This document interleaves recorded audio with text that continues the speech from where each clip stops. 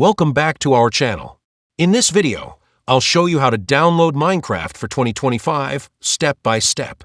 First, open any web browser you like. In the search bar, type Download Minecraft and hit Enter. Look at the search results carefully. The official website should appear as Minecraft. Net ***.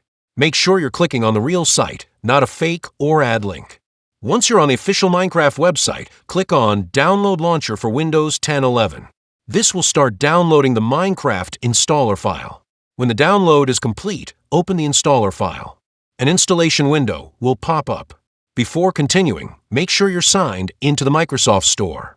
If you're not logged in yet, the installer will show you a prompt with a link. Just follow that to log in. After you're logged in, check the required boxes in the installer, then click Install. The installation will take a few moments. Once it's done, click Let's Go to launch Minecraft. Now it's time to sign in. You can either sign in with your Microsoft account or use your Mojang account if you still have one.